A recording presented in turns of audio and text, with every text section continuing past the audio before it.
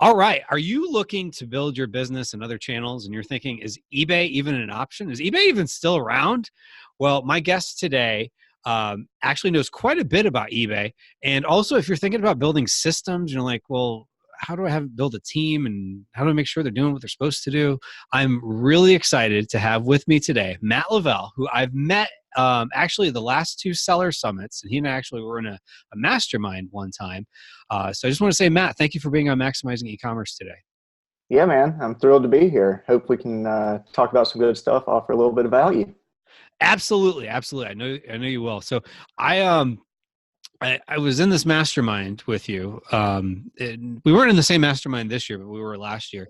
And I remember you talking about your business model. And I was like, wait, what? Everyone else is talking about, like, picking a product, like, adding it on Amazon and all this other stuff. And you're like, just, I don't even think I could do justice. So can you do a little bit of just backstory to explain what it is you do to everyone listening?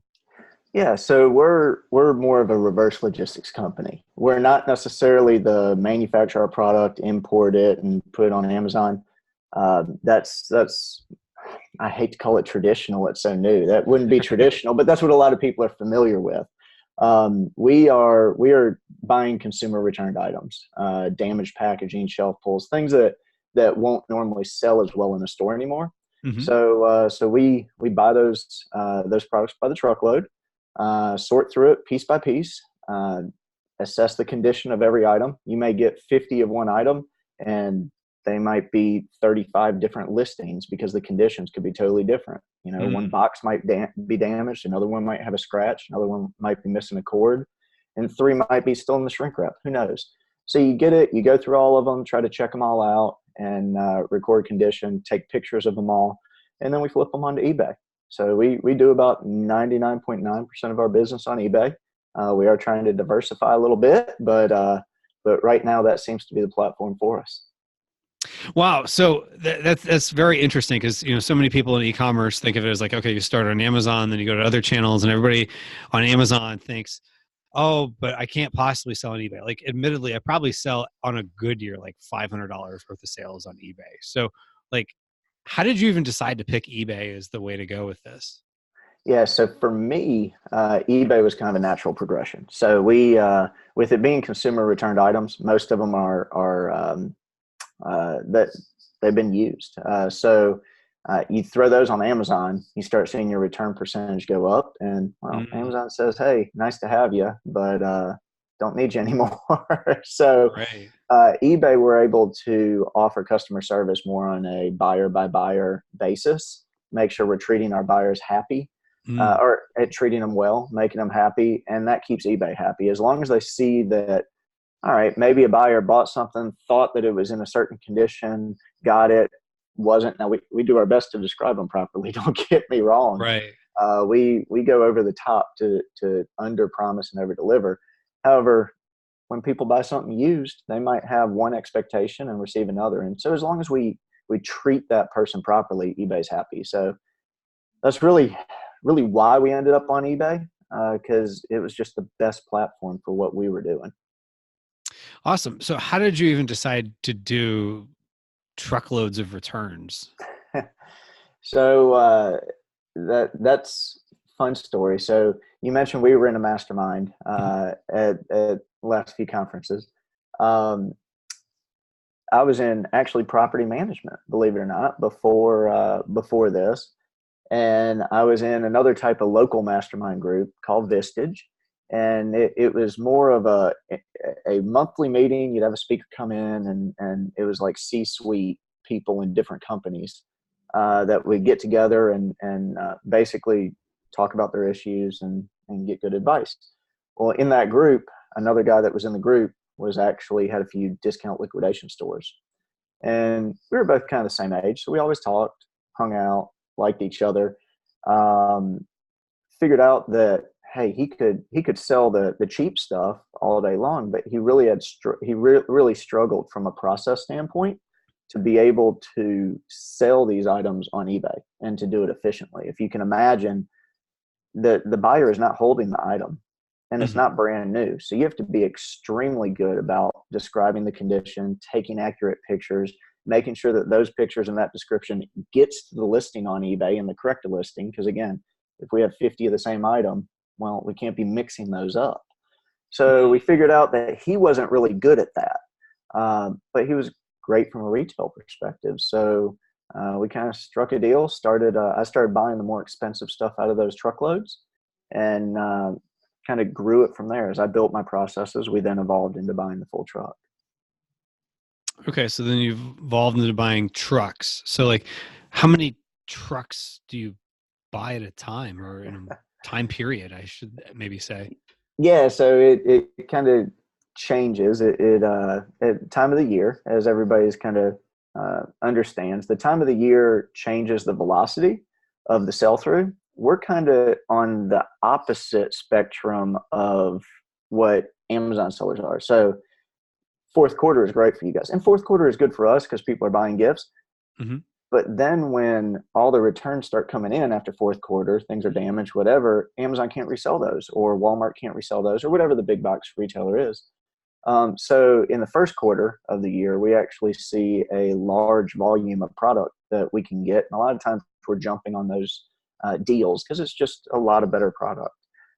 Product starts getting pretty sparse when you get into the second, third quarter, more third quarter. But for us, we've had months where we bought 10 trucks, and then we've had some months where we didn't buy any. So it almost kind of sounds like, if anyone's ever seen that show Storage Wars on whatever channel that was, where it's basically like people are going out and buying storage units, but instead of buying storage units, you're buying trucks. Because do you even know what's necessarily in the truck?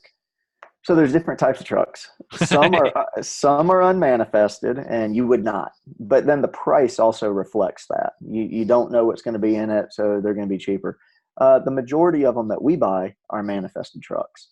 We've kind of developed our own software to be able to work with those manifests, to do a lot of the legwork that we once did, to be able to speed us up. And so the manifest, getting that on the front end, saves us a tremendous amount of time on the back end. So yes, we know what's in it, but I always say those manifests are maybe 85 to 90% accurate. You know, the manifest may say, hey, you have this gaming board that's a version 6, hottest item, hey, here we go. You get it. It's in a version 6 box, but it's a version 4, so you get some of that, you get some empty boxes, you get all sorts of stuff. So I'd give it about 85 to 90% probably accurate. Okay. So probably most people are thinking like, oh my gosh, that just sounds so daunting doing all that. But I think what probably most people are listening, like, okay, I'm not going to go run out and buy a bunch of truckloads. But I think what's unique there is 2 things. One, you're selling on eBay, which a lot of people are like, wait, a business that's almost entirely on eBay? And 2, you've got lots of processes I could hear there. So I want to dive into both those buckets here. So like, what works on eBay these days? Because people don't really talk that much about eBay in the e-commerce world. Yeah. So before we go there, let me say one thing. So a lot of Please. people are thinking, oh man, that's daunting, right? Well, you got to think about it. All the time you're spending kind of refreshing your listings and focusing on keywords and all of that. I've never refreshed a listing because we have a quantity of 1 or 2, we sell it and then we're out. We may get it again in the future, but now I say it like we flippantly, like we don't do any of it. We do some stuff. I'll talk about that in the processes, but there's a lot of legwork that goes into really caring for your listing on Amazon that we don't have to spend any time doing. Just because we don't have enough quantity of any single item to spend that time. It's not justified in our case. But from a process side, yeah, we're probably a little over the top when it comes to processes. So when I was in the property management world, we actually leveraged a lot of remote employees. And so I guess you could call it a passion or something for being able to outsource this work overseas, and something that maybe I'd have to pay somebody $20 an hour, I could get done for $3 an hour. And that really appeals to my personality. I like it. Some people call me cheap, whatever. I think I just like finding a deal. And so I embrace that concept. So what we've done since we've gotten into eBay is we have a process for just about everything. When I started, I still had my full-time job in property management. Mm-hmm. And so the only time I really could spend, I had to ensure was extremely high return time. Mm. So what I really spent that time doing was writing processes. I basically have a philosophy. I will only run a process 3 times, period. The first time I'm figuring it out, like the process isn't even done. I'm figuring it out as I'm doing it, and I'm typing the process as I go. The second thing that I'm doing, the second time I run that process, is I take what I typed out and I follow it exactly word for word. If I find myself doing anything that wasn't typed, that means I didn't clarify the process enough. I add that to the process. So now I only do what's typed, so I know that I should be able to give that to anybody else, and they don't have to have any preconceived knowledge or anything. They can follow that process. The third thing I do is I give it to one of my employees in-house or one of my remote team members, say, hey, run this process, send me your results. And then I proof their results. And normally we'll do that a couple times before I hand it off to somebody. But really, my goal is to only touch a process 3 times, and that's in someone else's plate. So we've done that a lot. I think the last I looked, we probably have 150 written processes, screenshots, screen shares. We have screen share videos that you can click the link in the process. It takes you to the video. And so now you have a video and a written process to follow. And what we've found through doing that is not only is it easier to train people, but it's also a lot easier. I mentioned we've developed our own software. And so it's a lot easier. We've taken those processes, they're so detailed that then we say, well, heck, why don't we just automate this portion of that process or the full process? Because it's so detailed, it becomes the specs for what we build into our software. So that's kind of I guess, version 2.0 of processes, or whatever you'd want to call it. But it's kind of worked out well for us. So what we've done to fill people in, and if I'm rambling, cut me off. But I'm fascinated. Keep going. what we've done to be able to kind of harness the chaos that people are thinking is there is, of course, it goes into a process. But before we ever get a truck, we get that manifest, and that manifest has some sort of unique identifying code. Let's call it the UPC. Now, it could be an identifying code that we would get. There's all sorts of them, but let's say it's a UPC. For every item, we're looking at the UPC. Mm-hmm. And what we have to do is we have to pull all the data about that item. We have to get the title. We have to create a description. We have to figure out the size, weight, height. We have to figure out any, eBay calls them item specifics, so is it blue, or is it a size large, or is it a 4 terabyte instead of an 8 terabyte? All that stuff we need to figure out, or else we don't rank well in the search of eBay. So we initially started figuring this out, and really it comes down to, we read an article online, say, yeah, that's a high enough return, let's add it to the process, or not. And once it's in that process, now we actually have gotten our software to do a lot of that. But we structured all of our stuff to be able to bulk upload. And we don't really do this on an individual basis. We bulk upload everything. We only flag listings that have some sort of what we call dirty words somewhere in it. We'll flag that listing, and that requires manual review. Once it's updated one time, it's saved to our database. We never update it again. So the next time we get that item, it just fills it in with our fixed description or whatever it is. So what kind of dirty words, like cuss words, or like no, you may not like what the description says? Yeah, no. So, I mean, it could be in the description, if we put the word large is a dirty word, or small is a dirty word. The black is a dirty word. Red is a dirty word. Because until we actually get that physical item, we don't know if it's red, black, blue. We don't know if it's a size large or a size small. It may say it on the manifest that it's that, but we can't trust that manifest to that level of degree. So we want to make sure if any of that shows up in our description, we delete it. That way, when our product specialist who actually holds the product is looking at it, they only have to look in one place, and that's the title. And make sure the stuff is correct in the title, and then they can move on. So there's not a ton of proofreading being done. So the way we've structured all these processes is, number one, we only want to do the work one time. So if that means saving something to a database, then that's what we want to do. Number two, any process, we have a philosophy that if you could perform a process at your house and not at the warehouse or not at wherever your product is, if you can perform that process, you can teach that to a remote team member somewhere across the world. There's no reason why you have to pay somebody to be sitting next to you. Right, exactly. Okay. So basically, as I understand it, you're doing the processes, but you only do it so that you can teach someone else, essentially. And if it's something that can be done not right next to you because you trust your processes, you divvy out to someone in another country or wherever. Where do you find your remote team members? Yeah, so traditionally I found them on Upwork, and that's UPWRK. They've recently changed some of their terms. I don't really like the adjustments that they've made. However, I have hired a couple people since they've updated their terms, updated their pricing model, and I still found good candidates. So I'm not going to say it doesn't work.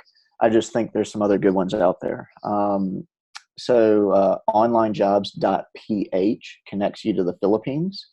There's another one I just read about on e-commerce fuel that somebody posted about called kuhustle.com.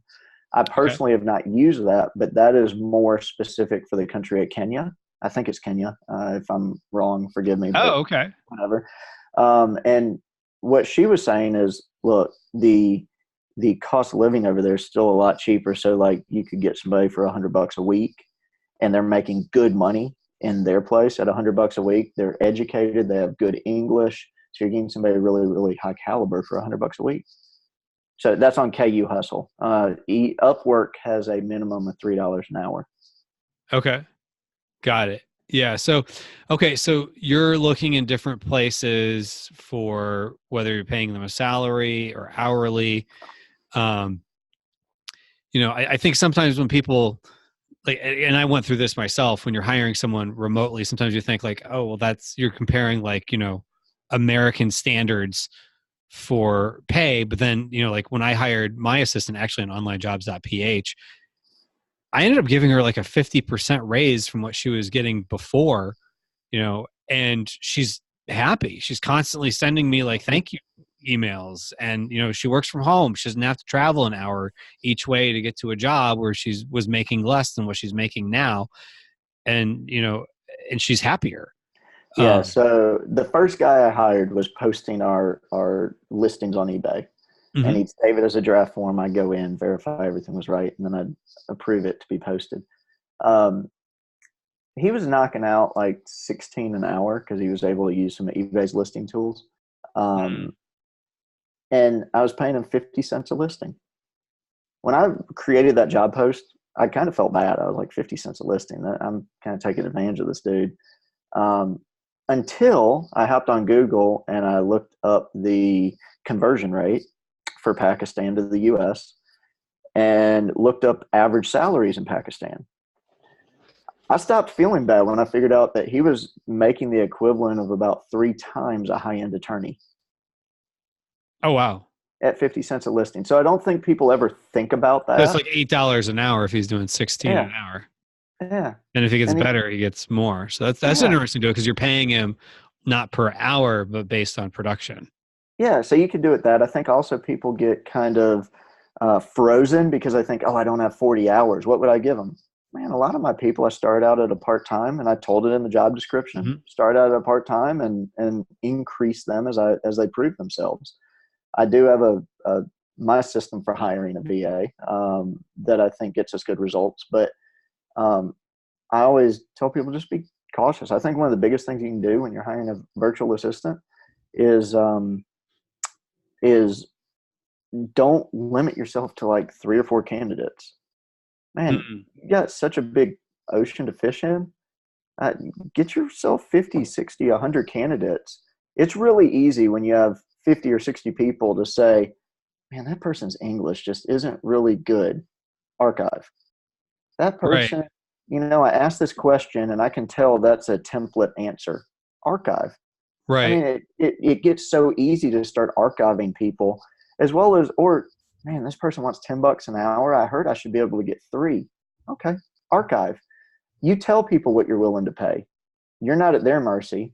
They're trying to compete to get hired by you. Now they might try to flip that script, but as long as you have enough people to choose from, you can tell them what you're willing to do, and somebody's going to agree, and you're going to find somebody that fits what you want.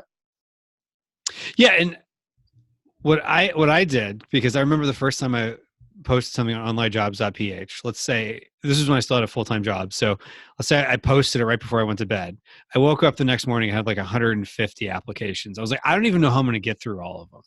And I remember what I did was I went online and people were talking about like ask certain questions. And so I put like in bold letters at the top, like you must read this in its entirety and follow all instructions to be considered.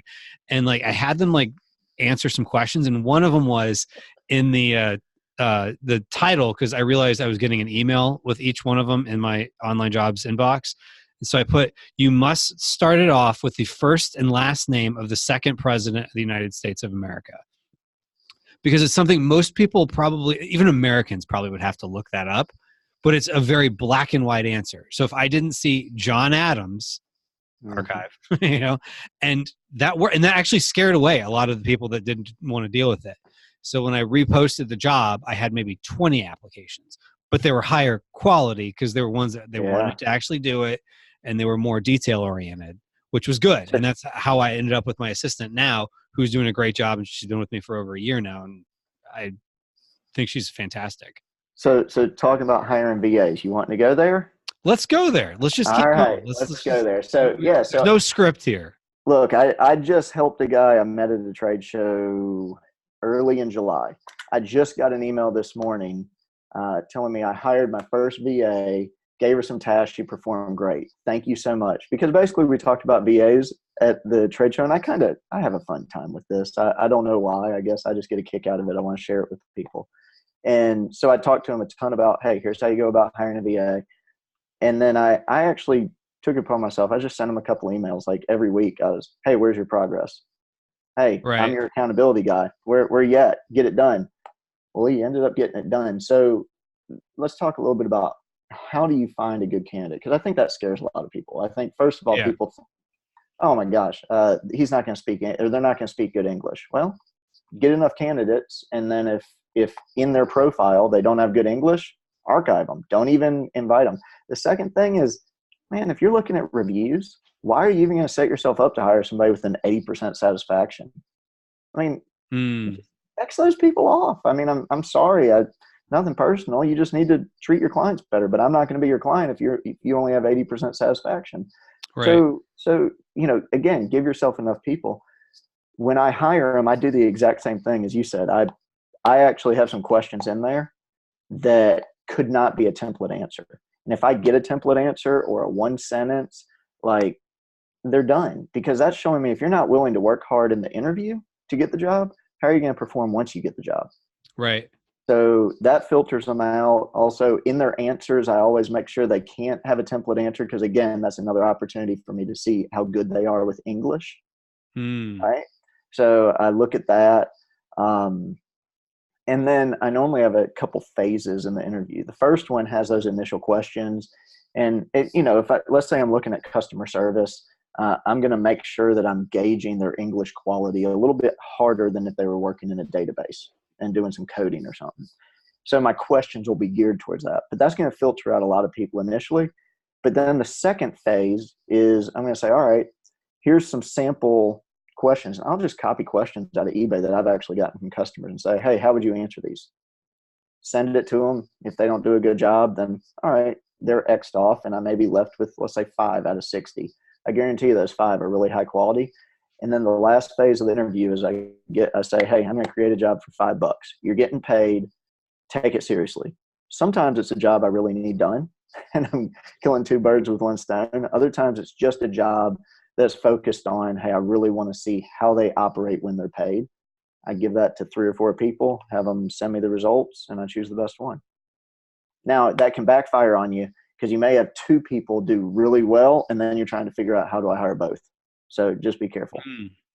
And maybe you end up saying, you know what, just hire both, because sometimes it's good to hire Yep. talent when you find them. Well, that, and you can hire both and kind of let them kind of get ingrained, and later down the road, you can let one go if they're not what you thought they were going to be.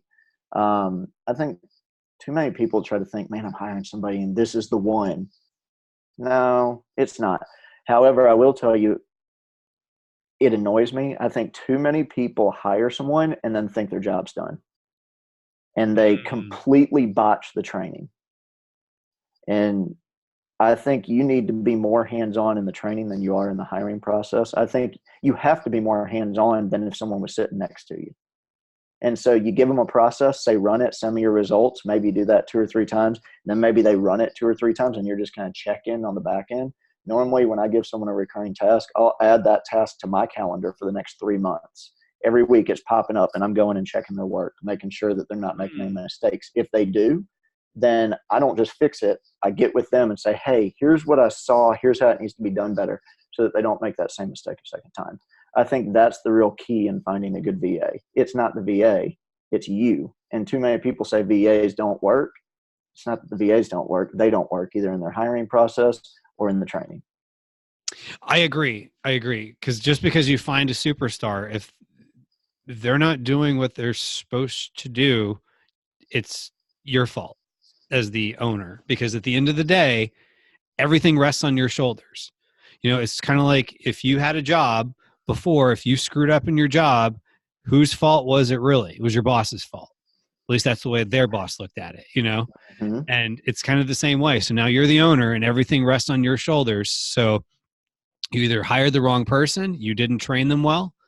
And typically you want to, at least in the beginning, lean on you hired the right person, but maybe there's something, either you didn't train them well or there's something in the process. And maybe some things just take a little time for people to learn too. Totally agree. Absolutely agree. I also think that so often people give vague processes. Look, we talked about processes. If you're not into writing a process, that's too detailed for you. That's cool. Just do a screen share and record yourself running the process and talk through it. That isn't hard. Get a Google Drive, drop the video in Google Drive. I think you have to compress it. You can figure that out. Search it on Google. Very easy. Loom Doesn't take is any time. free and it's a Chrome extension. You can give people a link.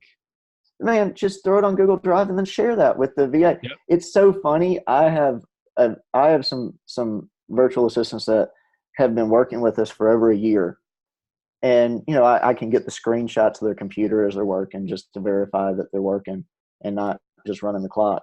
I will see them working on a process and they have the actual written process up on the screen while they're running the process. They rely on those. So give them the tools they need. Mm-hmm. Yeah, exactly. A year later. Right. And sometimes people appreciate that because it gives them what they're supposed to do. Like, it's not flying a plane, but, a pilot, these pilots have been doing this for a long, long time. They have thousands of hours of flight time, very experienced, especially if you're on a major carrier. Don't you kind of want your pilot to pull out some sort of checklist and, this is how to land the plane, even though they've done it many times? Absolutely. To put the landing gear down. Yeah, absolutely. I totally agree. I mean, I think that's the same with hiring VAs. I think it's the same with processes. I mean, I think too many people try to speed through stuff too fast. And look, I can be guilty of it as well. But I also try to put checks and balances in place. That's kind of my 3 process. When I'm writing a process, the 3 touch points. That's kind of my process to make sure that I don't just speed through one. Mm-hmm. If I could cut that to 2, I promise you I would. I'd only touch a process twice, but I can't. It's 3. That's the best I've figured out to do it myself. But it produces good processes that people can follow.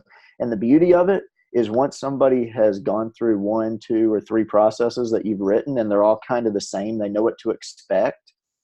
Man, I'm training guys now where a VA, I did it this morning. I just sent them a process and said, hey, read through that. Let me know if you have any questions and send me your results. I gave him no other information. And he's started and he's working down just fine. He had no other questions. I'm sure now he's done some stuff with us, but that's just the value of having good written processes.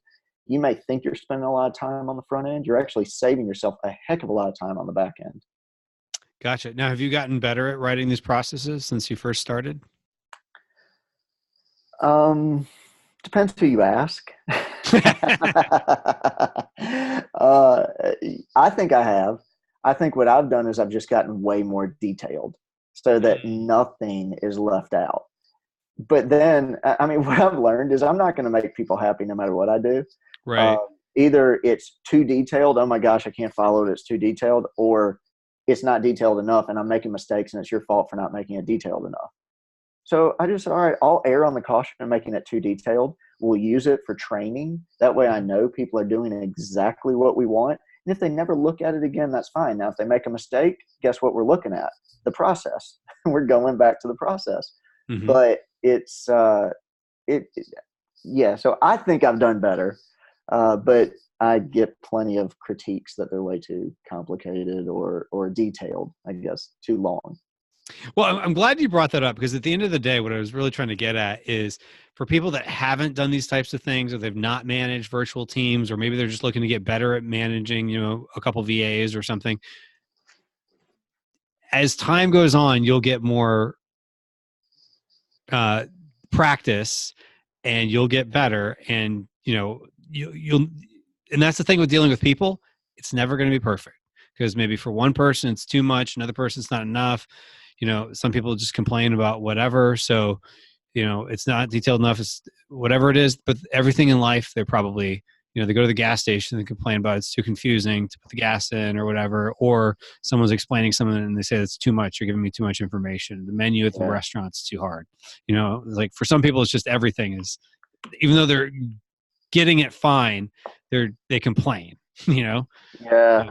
Let me. So I got a soapbox about VAs. I'll hit it real quick. So these are smart people. I think too many people think just because they don't speak English, they're not smart or something. Mm, I guarantee you can go hire smarter VAs than me, you, anybody who's hiring them. I mean, they're smart, capable people, and you got to believe that. mm-hmm. The second thing is, I think too many people. I can't tell you how many times I've heard it. You actually give them your eBay password? Mm, Yeah, I do because I don't want to be a one man show. I'm right. sorry. So, and you trust that? Well, look, all right. So if I want to grow a business, I'm going to have to give it to somebody. The only difference between a VA or somebody in my office is I can walk over and hit the dude in my office if he does something wrong. That's the only difference. And once you get Right. over that, it's so freeing to say, well, why don't I just hire somebody in another country for $3 and then hire somebody for $20, and who's sitting here taking up office space that I got to buy equipment for. I mean, it's so freeing, but I think there's just people don't want to see the value. They have too much. They're too scared about things to even give it a try. And so that's something. Now I will tell you, you have to encourage the VAs to ask questions. Most of Mm. the other cultures, they don't want to ask questions, so you have to let them know, hey, you're not in trouble. You make a mistake, that's just part of doing business. That's part of education. Let's just make sure we learn from it and move on. And you have to constantly ask for questions. Don't just expect them to ask. Don't expect them to ask them of you. Yeah, that's a good point. And one thing I've learned too is that you have to also, I don't want to use the term celebrate, but like encourage the questions, I guess. And when they do bring you questions, at least thank them for it. Oh, I'm glad you brought that up, something like that. Because in some cultures, they'll just go ghosting on you Oh, if dude, they think that you're not nice. we absolutely celebrate the questions. So here's kind of another, I guess, hiring tip for VAs. We just hired a couple developers for our software. We literally rigged the hiring process in that the tests that we gave them Hmm. was enough information that you might be able to do something, but it wasn't detailed enough for you to be able to do exactly, for you to know exactly what we were asking. And we Mm. did that on purpose because we don't want a developer that's just going to assume what we want them to do. We want them to ask a question if there's a problem. So anybody who did not ask a question, they were X'd off the list. I don't care if they gave back the right code. They Hmm. didn't pass the interview. The interview was asked the question that they never even knew what the true interview was. Ah, gotcha. That's an interesting way to put it. Yeah. Yes. All right. So we've talked quite a bit here about VAs and processes and things, but I think a lot of people listening to this are also probably very curious about eBay. Like, Yeah. how do you get sales on eBay? Like, how are you getting so many sales on eBay and I'm barely sloshing by on eBay? So you got to realize eBay is one big search engine. That's all it Mhm. is. I mean, everybody understands about Amazon. I don't think they understand about eBay. Okay. You definitely, if you have a consistent product, um, there's there's definitely some things you can do to improve your sell through on eBay. Now, it's probably never going to reach the velocity of Amazon. Sorry, it won't. But that doesn't mean it can't be a good channel for you. Hmm. So first of all, make sure your listing is right. If eBay says, hey, you might want to offer free shipping, freaking offer free shipping. If they say, hey, you might want to offer free returns, offer free returns, because they're telling you, hey, you do this, we're going to give you some major bumps in search. So first of all, don't just read something that they say, hey, we suggest you do this, and be like, yeah, not me. Well, I promise you it'll work out. So do what they say there. The other thing is, item specifics. They're moving way, way more towards item specific. So I mentioned that earlier. If this thing's brown and a 4 GB and weighs, 6 pounds and whatever else, I don't, it's made out of fleece. I don't care. That'd be a heavy roll of fleece at six Yeah, I was pounds. about to say like 4 GB of it. That's quite the combination of Yeah, characteristics. yeah. We sell stuff that you don't even know about, I man. That's can why they imagine. look so good. But no, like eBay, so when you're looking at eBay and in the search results, over on the left-hand column, they have where you can select filters. All right. So maybe on the left-hand column, let's say you want to find the 6 pound fleece brown 4 GB item, Hmm. and you go through and you select all of those. If you don't have every one of those item specifics associated with your Hmm. listing doesn't show up. Oh. So you're automatically missing people right there. Uh-huh. So Okay. if they only selected brown and you had brown as an item specific, you'd show up. But as soon as they selected 4 GB, you didn't have that, you vanish. Ah, okay. So item specifics is a huge deal. Another thing eBay does is they offer promoted listings. Uh, so you can pay eBay an extra bump in the final closing price to feature your listing higher. We do that. Now, for us, because we have so many different products, we never really know what our competition's doing, and we can't really research that. Hmm. eBay will say, hey, we suggest you put 7.8% of a promotion on this one. Man, I'll be danged if I'm going to pay them another 7.8%. So what we do is we just do 1% across the board flat. Everything gets a 1%. That way, now if our competition's given 7%, we may not show in promoted listings as often, but I'll tell you what, we're still going to show. So help me understand that, because that's completely different than how it works on Amazon, because Amazon is, pay per click. So Yeah. you're paying as a percentage of the selling price to be promoted? So it's the final closing price of the item. You bid what percentage in addition you're willing to pay eBay.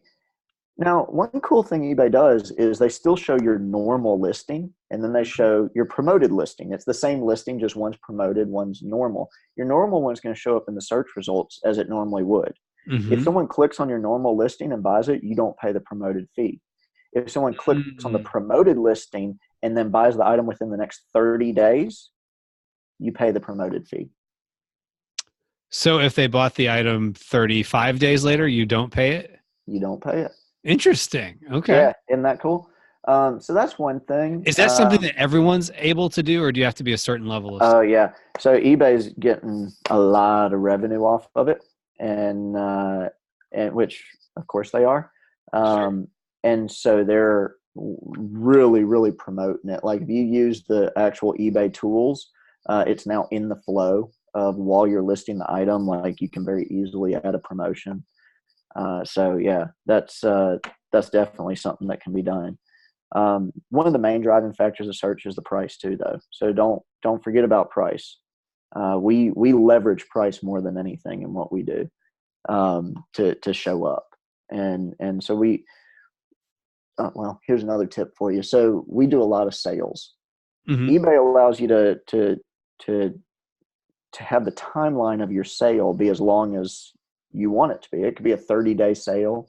It could be a 24-hour sale. Now, I think it has to be at least 24 hours. Right. Well, what we do is we schedule 3 sales a week. Now, everything's always on sale. It's just what percentage is it on sale. So we schedule 3 sales a week. We have a sale that runs Tuesday, starts on Tuesday, ends on Wednesday night, starts on Thursday morning, ends on Friday night, and then starts on Saturday morning and ends on Monday night. And then we restart. Okay. And the reason we do that is because we're trying to leverage that promoted listing at 1%, Mm-hmm. where more people are seeing our listings because we've now promoted it. But at the same time, they're seeing, hey, this sale ends in 6 hours. So we're adding a more of a scarcity factor to all of our promoted listings. Okay. Make sense? Yes. Yeah. Whereas if we did a 7-day sale, we lose the scarcity. Someone's like, oh, I have 4 days to come back and buy that item. Okay, got it. So that makes sense. So it's a scarcity play. So is that just something you do as a standard on all of your listings? Every single one. So how I've much is the literally sale? been able to look at my sales, and the day my sales start, my revenue, let's say, is at $100. The day the sale ends, my revenue is at $175. And then the next day the sale starts, it's at $100. The next day the sale ends, it's at 175. It works. Huh. Yeah, it's crazy. Okay. That's very interesting. Okay. Now, Sorry, go ahead. no, you asked the amount of the sale. That gets a little bit more complicated. That's probably the hardest thing, and really one of the main reasons why we developed our software was to manage that, and to try to be able to manage the sell through of our items, not just the getting them listed. And so we operate off of, and we used to do this manually. It can be done. It's just a pain, but it can be done. Write a process for a VA, teach them, and then they can do it. You don't have to. That's what we did. Still a pain. But what we would do is we would take we'd export every one of our listings and look at how many days the item had been listed for, and also look at what sales group we had assigned that item to. So let me pause right there and explain the sales group. Mm-hmm. In the very beginning, before we ever get the item, we assign every item to a sales group. And basically what that is we figured out, using our cost of goods, the eBay fees, the shipping fees, all of that stuff, we figured out what our break even is going to be on that item, where if we sell it, as long as we sell it for that, we can break even. Mm. So what we take is our starting listing price for that item, and then the break even. And now we're able to calculate what sales group we want to put into. So if we put it into sales group 30, that means we can discount that item up to 30% before we hit our break even and lose money. Oh, okay. So you're not necessarily doing it by item type. You're doing your sales doing based on what kind of items. specific Yeah. item and what your break even is. Now for let's say you who might have a consistent product, you can do it on product type. We don't have a consistent product, so we have to do it on a per item. So what we do is we built a matrix that drives our sales discounting, where the matrix on the x-axis, or maybe it's the y-axis, but either way, it can flip-flop. Let's call it the on x-axis. A graph. Yeah, is the days the item's been listed for sale, and on the y-axis is the sales group. And basically, we know that if sales group 30 has been listed for 20 days, we're going to mark it down to 20% off. If it's been listed for 40 days, maybe we're at 25% off or 30% off or something like that. So I mean, I want to make sure I understood that right. Are you increasing the sale as time goes on? Yes. Oh, okay. Yes. Now you want to be a little bit more aggressive because you don't want the cash sitting on your shelf, essentially. Correct. So, and I mean, that's where it starts to get sophisticated with our software. I mean, we'll pause the sales group if we start hitting a sale through velocity. If we have multiple quantity of something, we've hit our target price, so we'll keep it there. We won't discount it further. And recommend people do that. And another thing you can do is if you have a large quantity of something and it's not selling, bringing us back to the promoted listings, you could bump up your promoted listing rate to, let's say, 10%, sell about 3 or 4, and then drop it back to 1%, because that recent sales velocity will drive you up in the search rankings.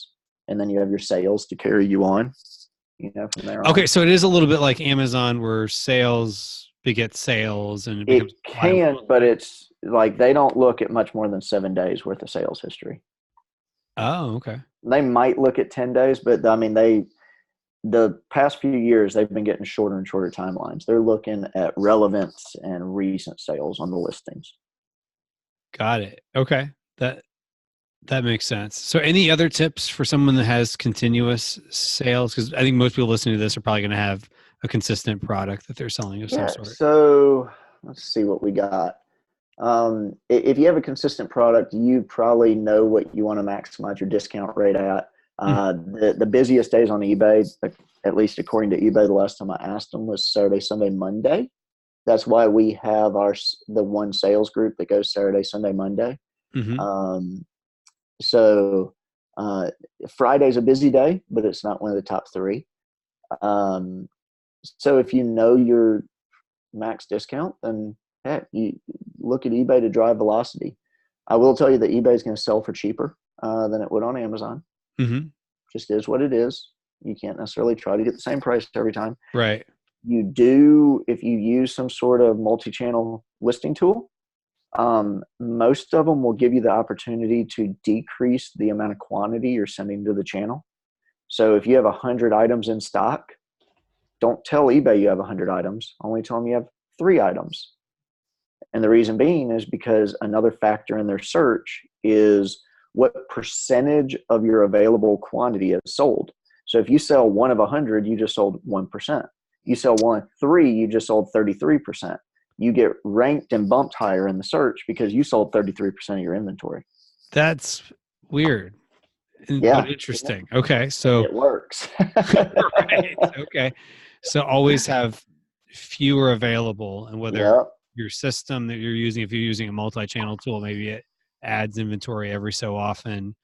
Yeah. But don't show all your cards, essentially, is what you're saying. Don't show them all. Make sure that you're optimized for mobile.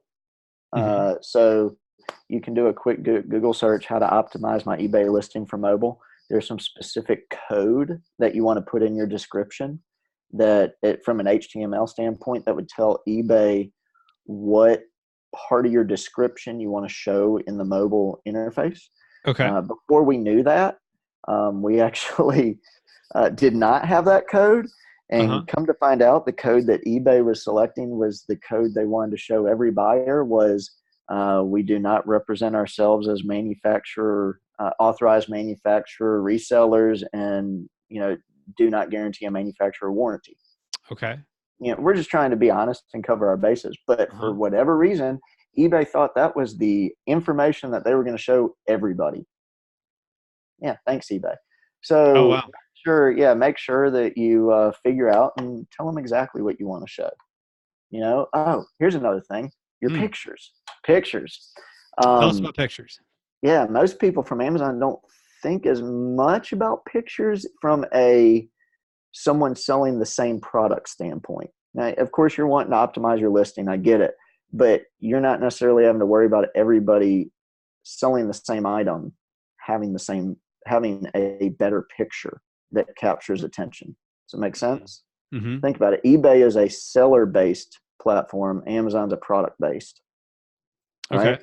Right. So your pictures, if you have sucky pictures, you may never even get the click on your listing. I hope I can say that. I hope I didn't just. No. That's okay. That's okay. Apple's not going to flag us for that one. Cool. I'll add that to my dirty words list. But yeah. So what we found, we did some tests, and we listed the same item for the same exact price, listed them at the same day, same quantity, same everything, except for the picture. We had one picture where the product was, very, right angled, let's call it, where it's You got a very clear, crisp view of the front of the box, and you're straight on with the front of the box. It's well lit, and white background. And so we did that view. The next picture we took, we kind of turned the box at an angle, kept really good lighting, still on a white background, but then took the camera angle, lowered it more to be kind of in line with the product, and kind of took the picture at that kind of edgy angle.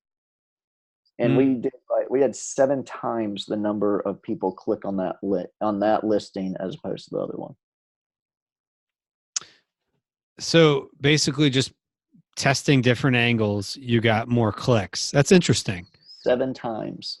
Because because if you look up a product on eBay, Amazon tries to keep their catalog all together in one listing, whereas eBay is all kinds of listings for the same product. So you're kind of competing with other people's pictures. Yeah. And that's the main thing they see. That's the main thing they see is that picture. That's what's going to grab their attention. So make sure your picture's great. Which is also good advice for Amazon too. Maybe just test different angles and things for your product to see how it competes with other products. But then also on eBay, it's even more critical because you want to look just a little different than all the other ones that are the exact same product. Okay. Absolutely. That's definitely good. That's definitely good. So just to kind of conclude here, do you have any advice that you wish you would have known when you got into e-commerce? What would you tell yourself at this point in your e-commerce career? Going back to when you first started. Yeah. So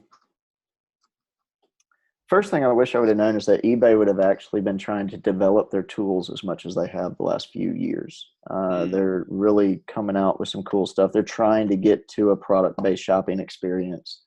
They're not quite there yet, but they're definitely working that direction. Will they ever get there? Who knows? But they're definitely doing their best. I wish I could have had the crystal ball and seen that. For just overall, I think pay more attention. Definitely pay more attention to the seasonality. That sounds like such basic information, but it definitely, we overbought going into the slowest time of the year and not realized it, and that kind of hurt us pretty significantly. Slowed down our growth. And have somebody, don't drink your own Kool-Aid. Things may be going great, but have somebody check your numbers, man. Have somebody like, hey, I got a spreadsheet. Here's a forecast. Okay, have somebody who's really good at it, pay them the money to go through it and see if they can poke holes in it or see if you missed something. And, for people that are e-commerce veterans, maybe that's not as big of a deal. Maybe they really know the business inside and out or their product or whatever. But when you're starting to deal with multiple sales channels, that becomes an issue. We have a wholesale division. We sell on eBay. We sell by the pallet. We sell by the truck. We sell by the item. We have our website. Man, all of those have different cost structures. And to corral all of that accurately is not an easy feat. And I wish I could have just had somebody say, hey, here's exactly how cost of goods works. That in and of itself is the biggest pain that I've had to deal with. It's cost of goods is not your cash flow. And again, sounds like basic information, but daggum, that when you're buying truckloads at a time, that can add up quick. Oh, I can imagine. And it's the same with everybody. If you're bringing in products, whatever it is, cash going out, you got to make sure you account for what kind of cash you have coming back into the business. So yeah, cash flow is king. And that's something that, as much as we inherently all know that, but it's something that you don't really understand until you've been doing it for a while. Yeah. I wish I've always been that person listening to a podcast saying, man, that's so basic. If I was in that position, I'd have something really profound. And you just asked me the question. I gave the most basic freaking answer that there is, but it's the biggest pain that I've dealt with. And it's like, man, I get it. It's as exactly as you said, everybody knows it, yet it seems to always be the thing that everybody who's been there turns around and says, yeah, you really need to pay more attention to that. Yes, very true. Very true. Well, that's all good advice there. So if somebody wanted to follow you in some way, shape, or form, how might they do that? Yeah. So, man, there's, I guess, all the social networks. I'm not the most active out there, but I get back with people eventually. But so BuyLow Warehouse is my company, BuyLow, and then Mhm. warehouse. It's all BuyLow is one word. So we're on Facebook, we're on LinkedIn, and probably everything else. Um, You probably have a and process for it. yeah, oh, well, we have a few. Um, and then uh, and then just me, I'm Matt Leavell. So Leavell. Feel free to look me up on Facebook. That's probably the social media I'm the most active on. Um, I'm also active on LinkedIn. But if somebody wants to shoot me an email, I'm happy to help them. So I'll drop my email out there. Maybe one day I'll regret doing that, but no worries. It's my first initial M, my last name Leavell. Spell the word leave and add two L's on the end, and then Mhm. it's at buylowwarehouse.com. Awesome. Awesome. Well, we'll link to all that in the show notes for the podcast and the description on YouTube. So awesome. Well, I appreciate you, Matt, coming on board and sharing such great information. I've learned quite a bit here myself. So I'm going to have to re-listen to this and write out all my action items. So I appreciate it. Well, it was a lot of fun, man. I really appreciate you having me on. We'll have to, if you get good reviews or something, we'll have to do it again. Maybe I'll try to scrounge up something else. I'm sure we can find something else to talk about. Well, I appreciate you coming on, Matt. All right, man. You have a Take great care. day. Thank you. Thanks.